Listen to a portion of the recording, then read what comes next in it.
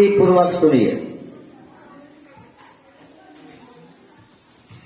एक धोबी था। धोबी को आप लोग जानते हैं? जो कपड़ा धोने का काम करते हैं उसे धोबी कहते हैं। नहीं तो उनके पास एक गधा था और गधा पर ही कपड़ा ढोकर ले जाते थे, लाते थे। एक दिन वो अपने पुत्र के साथ गधा को लेकर कहीं जा रहे थे, तो पिताजी रस्सी पकड़कर आगे आगे और पुत्र पीछे पीछे चल रहे थे। कुछ दूरी जाने के बाद कुछ आदमी मिले और आपस में बातें करने लगे उस धोबी को सुनाकर। देखो कैसा मूर्ख है कि गधा रहते हुए दोनों बाप बेटा पैदल जा रहा है। वह सुनकर दोनों पिता पुत्र आपस में बातचीत करने लगे कि देखो कैसा कैसा लोग बोलता है। ऐसा करो, तुम गधा पर बैठो और हम रस्सी लेकर आगे चलते हैं।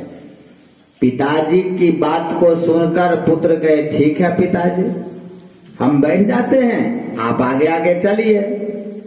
अब कुछ दूरी के बाद कुछ लोग और मिले और आपस में बात करने लगे कि देखिए कैसा पुत्र है कि बूढ़े बाप को आगे आगे कह रहा है पैदल चलने के लिए और अपने खुद गधा पर बैठ कर जा रहा। अब यह बात सोचकर दोनों बातचीत करने लगे। ऐसा कीजिए ना पिताजी, आप ही बैठ जाइए और हम रस्सी पकड़कर चलते हैं। क्या हुआ, कुछ दूरी पर जाने के बाद कुछ लोग फिर उसी तरह बात करने लगे कि देखिए बुर्बक का काम, अपने बाप गधा पर बैठा हुआ है, अब बेटा को आगे आगे पैदल ले जा रहा। कैसा बेवकूफ है। अब क्या हुआ, फिर दोनों पिता पुत्र बातचीत करने लगे। ऐसा करते हैं बेटा, तुम भी चढ़ जाओ, हम भी चढ़ जाएंगे, दोनों आदमी चढ़ जाएंगे गधा पर, तब तो नहीं कोई कुछ कहेगा। पिता पुत्र दोनों चढ़ गए गधा पर और चल दिए। अब क्या हुआ, कुछ दूरी पर जाने के बाद कुछ लोग फिर सुनाना शुरू कर दिए खरी खोटी उसी तरह कि देखिए कैसा बाप बेटा है कि दोनों गधा पर बैठ गया है और जा रहा है। तनिक भी गधा के स्थिति को नहीं समझता, बेचारा गधा का क्या हाल होता हो।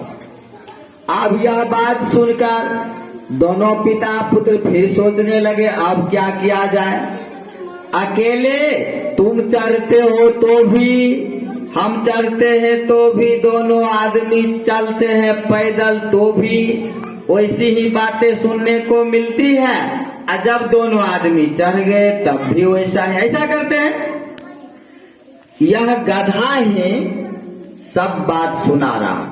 चलो इसको क्या करते हैं, गड्ढा में फेंक देते हैं और दोनों आदमी पैदल ही चल देंगे, तब तो कोई कुछ नहीं कहेगा।